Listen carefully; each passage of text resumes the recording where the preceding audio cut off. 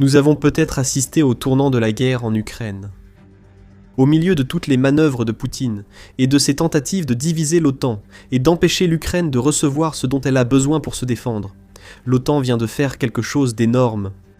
Une série de 3 décisions vient de placer l'Ukraine au seuil de la victoire. Poutine fait maintenant face à son pire cauchemar. Il voulait diviser, mais il vient de créer une OTAN plus unie et une Ukraine plus forte. Tout cela alors que chacun de ses plans pour 2026 part à la dérive. Le 7 juillet, le sommet de l'OTAN à Ankara a commencé. Il y a eu énormément de spéculations sur ce que l'OTAN allait décider, alors que ses membres se réunissaient pour dévoiler leur dernier plan visant à renforcer l'alliance de défense et à garantir que l'Ukraine disposerait de tout ce dont elle avait besoin pour continuer à repousser la Russie. Mais ce sommet s'est révélé être bien plus qu'une simple manière de contenir Poutine. Les membres de l'OTAN ont pris une série de 3 décisions qui ont provoqué une onde de choc au Kremlin. Et personne ne ressentira plus la puissance de ces ondes de choc que Vladimir Poutine, qui ne peut rien faire d'autre que regarder alors que le cours de la guerre en Ukraine a changé à jamais. Nous allons d'abord évoquer la décision majeure prise par l'OTAN. En promettant une aide massive à l'Ukraine, la principale nouvelle d'Ankara est que les membres européens de l'OTAN et le Canada se sont engagés à fournir près de 80 milliards de dollars de soutien militaire à l'Ukraine en 2026. La rumeur circulait dans les semaines précédant le sommet, et l'OTAN a tenu parole.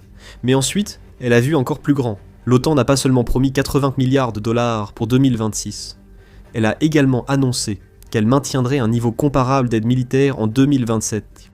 Ce qui signifie que l'Ukraine est repartie d'Ankara avec une promesse d'aide militaire sur 2 ans qui s'élève à la somme impressionnante de 160 milliards de dollars.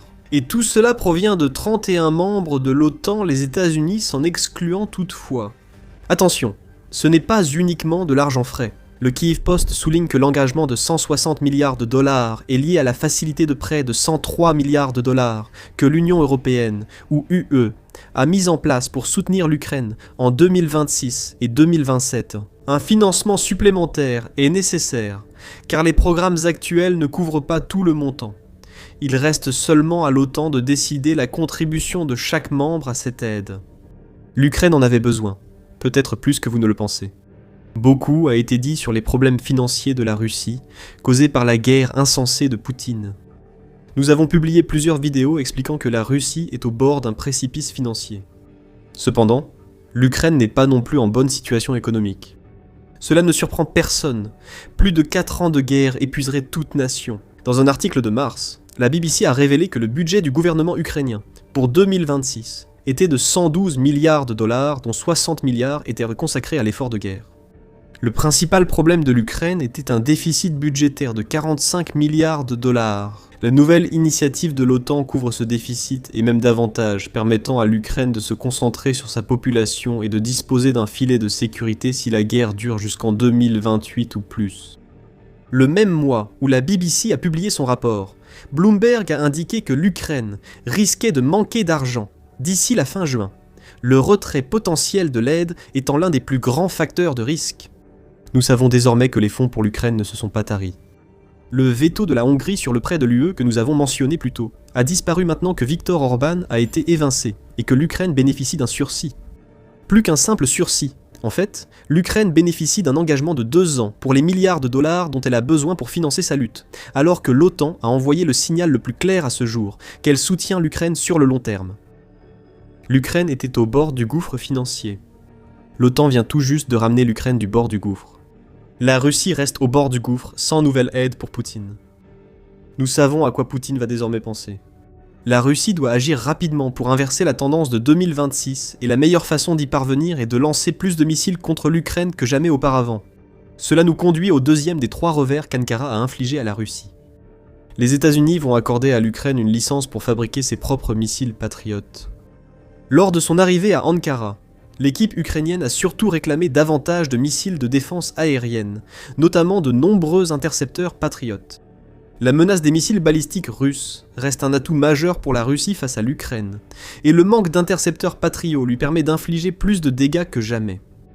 Malgré des doutes sur l'engagement des États-Unis envers l'Ukraine, en raison de leur absence à l'annonce du financement, l'administration Trump a fourni ce dont l'Ukraine avait besoin. Les États-Unis n'envoient pas plus de missiles Patriot. Ils offrent à l'Ukraine l'opportunité, bien plus précieuse, de fabriquer ces missiles elle-même. Lors d'une conférence de presse conjointe avec le président ukrainien Volodymyr Zelensky, le président américain Donald Trump a déclaré « Nous allons leur donner le droit de fabriquer des Patriots. Nous allons leur montrer comment les fabriquer. Ainsi, ils ne pourront pas dire qu'on ne leur en donne pas assez. À eux de les fabriquer. » Bien que la déclaration soit légèrement insultante, elle sera de la musique aux oreilles des Ukrainiens. Les États-Unis n'avaient permis la production de missiles Patriot qu'à l'Allemagne et au Japon. L'Ukraine va rejoindre une liste très sélecte, dont elle avait grandement besoin de faire partie. Volodymyr Zelensky a déclaré avant le sommet d'Ankara que la priorité de l'Ukraine était d'obtenir plus de missiles de défense aérienne. Nous pouvons tout faire seuls, mais pour la défense aérienne, il nous faut la détermination de nos partenaires, a ajouté Volodymyr Zelensky. Bien qu'il ne semble pas que l'Ukraine soit repartie d'Ankara avec une promesse de livraison supplémentaire d'intercepteurs Patriot, cet esprit d'autonomie peut jouer en faveur du pays. L'Ukraine a développé une industrie de défense notable depuis l'invasion de Vladimir Poutine. En 2026, cette industrie aura une capacité de production estimée à 55 milliards de dollars, soit 55 fois plus, qu'au moment où Vladimir Poutine a envahi le pays. En d'autres termes, l'Ukraine dispose des installations nécessaires pour fabriquer des missiles Patriot. Maintenant autorisée, elle bénéficiera, selon Donald Trump, de conseils américains pour lancer rapidement sa fabrication. Pourquoi cette victoire est-elle si importante pour l'Ukraine ? Il suffit d'observer l'attaque de missiles et de drones menée par la Russie dans la nuit du 6 juillet pour le comprendre. Lors de l'attaque, l'Ukraine n'a réussi à intercepter aucun des 23 missiles Iskander-M lancés par la Russie, rapporte Bloomberg. Le média souligne également que 6 missiles Zircon et Onyx ont également réussi à franchir les défenses aériennes de l'Ukraine. Comme l'Ukraine manque de missiles intercepteurs Patriot, son taux d'interception des missiles Iskander a fortement chuté en 2026. Au début de l'année, l'Ukraine interceptait environ 80% de ses missiles, mais vers la mi-mai, le taux d'interception est tombé à moins de 40%, et à part une brève période où il est repassé au-dessus de ce pourcentage, le taux n'a fait que baisser depuis. Si l'Ukraine fabrique ses intercepteurs Patriot, elle pourra garder ses défenses aériennes approvisionnées et limiter l'efficacité des attaques russes. Cependant, comme pour l'aide, une mise en garde s'impose. Le temps. Des doutes persistent sur la rapidité avec laquelle l'Ukraine sera en mesure de produire des intercepteurs Patriot. Sans parler de les produire assez pour contrer efficacement les missiles balistiques russes. Trump pense que l'Ukraine pourra maîtriser la production relativement rapidement, une fois que les États-Unis auront montré comment faire. D'après les licences précédentes, cela pourrait prendre du temps. Defense Express souligne que le Japon a mis 2 ans à lancer la production de ses Patriots. Il semble que l'Allemagne commencera à livrer ses premiers missiles Patriot en 2027 et la production sur sa ligne prévue a été lancée en 2024. Ce projet pourrait durer plusieurs années pour l'Ukraine. Aucun de ses détenteurs de licence n'est actuellement attaqué directement. L'Ukraine a plus de motivation que le Japon ou l'Allemagne pour lancer la production, et elle a fait preuve d'une agilité remarquable en passant de l'idée à la production de masse de ses propres armes de précision en un temps très court. Cependant, il pourrait falloir des années à l'Ukraine pour ressentir réellement les bénéfices de cette décision. L'Ukraine a besoin que ses partenaires de l'OTAN intensifient leurs efforts et livrent des intercepteurs patriotes pendant que tout se met en place. C'est une première étape clé pour que l'Ukraine renforce sa défense aérienne contre la menace des missiles balistiques russes. Et ainsi, Ankara inflige un 3e revers à la Russie. L'OTAN a pris une nouvelle mesure intégrant l'Ukraine plus profondément que jamais dans la sécurité européenne. Mais avant de révéler de quoi il s'agit, voici The Military Show. Si vous n'êtes pas encore abonné, c'est le moment idéal pour cliquer sur le bouton et activer la cloche de notification afin de ne rien manquer de ce que nous préparons. La dernière décision de l'OTAN à Ankara était surtout un signal politique, pas un réel soutien à l'Ukraine. Mais Poutine n'a jamais voulu voir ce signal. L'OTAN a collectivement déclaré que l'Ukraine est un contributeur à la sécurité dans la zone euro-atlantique. Cela peut sembler anodin à première vue. On pourrait même dire que l'Ukraine occupe cette position depuis longtemps, surtout qu'elle développe des partenariats de défense à travers l'Europe et qu'elle est devenue la nation de référence pour la production de drones. Cependant, contributeur à la sécurité reste important. Pourquoi ?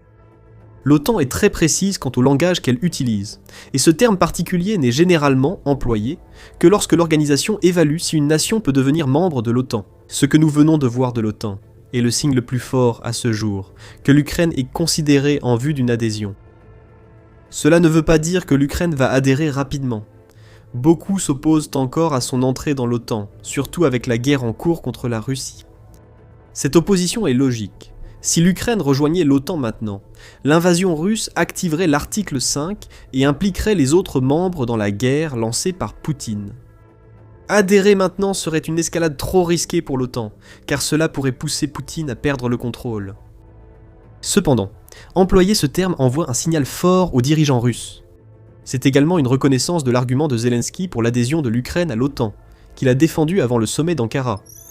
Pensez-vous vraiment qu'il serait juste de laisser l'Ukraine en dehors de l'OTAN ? A demandé Zelensky à propos d'un pays et d'un peuple doté d'un tel niveau de capacité de défense, ajoutant que si nous avons déjà ces capacités, si les Ukrainiens savent déjà se battre ainsi, alors il est logique que ces capacités fassent partie de la défense collective de l'Alliance. Cela nous rendrait tous plus forts. Zelensky a raison. Il y a plus de facteurs à prendre en compte que la seule force de l'Ukraine. L'OTAN reconnaît les deux aspects de l'argument.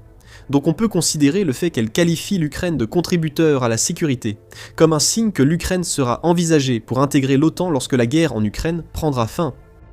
Et tout aussi inquiétant pour Poutine, c'est aussi un signe que l'OTAN pense que l'Ukraine va sortir victorieuse de cette guerre, ce qui ouvrirait la voie à son adhésion. Nous assistons ici à un moment décisif de la guerre en Ukraine.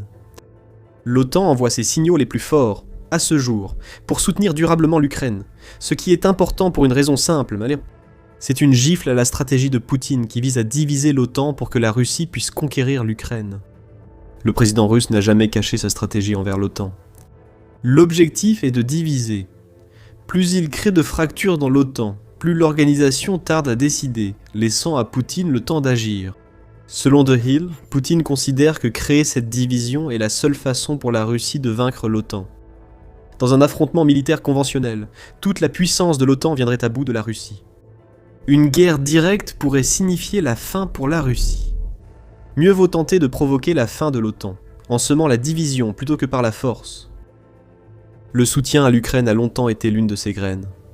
Les tentatives de manipulation des États-Unis depuis l'arrivée de Donald Trump au pouvoir ont été l'une des tactiques des dirigeants russes, et Poutine aurait été ravi d'entendre Trump condamner l'OTAN ces dernières années. Cette condamnation a perduré. Lors de la conférence à Ankara, où Donald Trump a annoncé que les États-Unis accorderaient une licence pour les missiles Patriot, il a aussi qualifié l'Espagne de cause perdue et de partenaire terrible dans l'OTAN. Cela découle du refus de l'Espagne de laisser les États-Unis utiliser ses bases militaires pour l'opération Epic Fury. Cela prouve que Vladimir Poutine peut exploiter des opportunités au sein de l'OTAN. Vladimir Poutine essaie de faire tomber l'OTAN. Des inquiétudes grandissent sur une possible action militaire russe, peut-être dans la région balte ou en Pologne, et la division que Vladimir Poutine a cherché à créer serait cruciale. L'OTAN vient d'envoyer un message à Vladimir Poutine depuis Ankara, notamment sur l'Ukraine et le soutien qu'elle reçoit. Division, quelle division ? Du moins en ce qui concerne l'Ukraine, l'OTAN présente exactement le genre de front uni que Vladimir Poutine ne veut pas voir.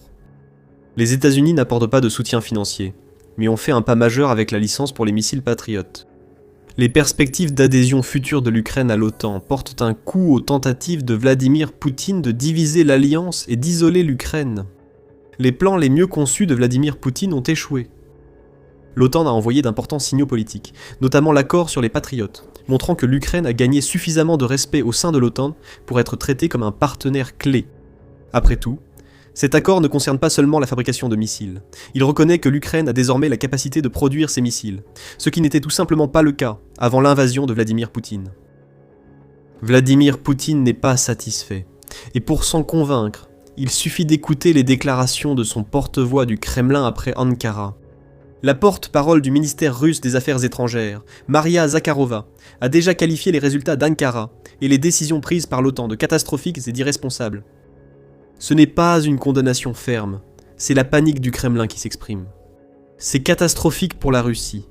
L'OTAN garantit à l'Ukraine un financement pour au moins 2 ans, lui donnant ainsi les clés de la victoire. Le secrétaire général de l'OTAN, Mark Rutte, a aussi vivement dénoncé les affirmations russes, selon lesquelles l'OTAN déclinerait à cause des débats internes suscités par les tactiques de division de la Russie. Rutte affirme que le débat n'est pas un signe de faiblesse. Le débat existe dans les démocraties qui fonctionnent, ce dont Poutine ne saurait rien. Mais ce qui a surtout effrayé la Russie après Ankara, c'est qu'elle a vu un changement dans la politique de l'OTAN. À Ankara, l'OTAN a dit à la Russie qu'elle ne cherchait plus à gérer une crise en Ukraine. L'OTAN finance une victoire ukrainienne désormais jugée inévitable, tandis que l'armée russe vacille et que Vladimir Poutine pousse son pays vers l'oubli économique. Il ne s'agit pas de survivre à la guerre, il s'agit de gagner. L'OTAN a transformé ce qui était autrefois une situation de crise en une opportunité de mettre fin une bonne fois pour toutes à l'agression russe. Rien ne s'est passé comme prévu pour Poutine. Il considérait les déclarations des États-Unis affirmant qu'ils allaient réduire leur présence militaire en Europe comme une chose positive. Mais il a obtenu un engagement des membres européens de l'OTAN et du Canada à soutenir l'Ukraine plus fermement qu'auparavant, devenant ainsi une opposition plus forte à la Russie qu'avant l'invasion de l'Ukraine par Poutine. Il y a une forme de découplage entre l'Europe et les États-Unis dans tout cela. Le débat pourrait durer éternellement pour savoir si c'est une bonne ou une mauvaise chose, mais la seule certitude que ce découplage implique, c'est que l'Europe, collectivement, doit devenir plus forte. La même Europe qui représente une menace beaucoup plus directe pour la Russie, simplement en raison de sa proximité, que les États-Unis. L'engagement en matière d'aide montre en particulier que l'Europe fait jouer sa puissance économique, et cette puissance n'est même pas utilisée à son plein potentiel. C'est inquiétant pour Poutine, car il a déjà poussé la Russie au maximum financièrement. Et pire encore pour le dirigeant russe, le soutien à l'Ukraine n'est pas à sens unique. C'est de l'intégration. L'Ukraine est un partenaire de défense aussi important pour l'OTAN que l'OTAN l'aide pour l'Ukraine, notamment concernant les drones. Le plan de l'OTAN est de s'assurer que l'Ukraine l'emporte aujourd'hui afin que l'OTAN puisse représenter une menace plus grande pour la Russie demain. Les membres de l'OTAN se sont déjà engagés à consacrer 5% de leur produit intérieur brut chaque année aux dépenses de défense d'ici 2035. De nombreux accords de défense sont conclus en Europe, souvent avec l'Ukraine. Poutine voulait un continent divisé, mais il a seulement créé un monstre qui soutient l'Ukraine d'une façon inattendue pour la Russie. La Russie semble avoir été surprise après le sommet d'Ankara. Elle n'aurait pas dû l'être. Des rumeurs sur les plans de l'OTAN circulaient depuis des semaines et nous les avons relayées. Dans notre vidéo, nous avons montré que l'engagement de 80 milliards de dollars de l'OTAN dépasse toutes les demandes de l'Ukraine et expliqué pourquoi il fallait que l'argent arrive rapidement. Pour en savoir plus, arrêtez-vous et découvrez pourquoi l'action de l'OTAN pour l'Ukraine est importante en regardant cette vidéo. Si vous avez aimé cette vidéo, abonnez-vous pour voir plus de vidéos de The Military Show et notre analyse des derniers développements de la guerre en Ukraine. Merci de nous avoir regardés.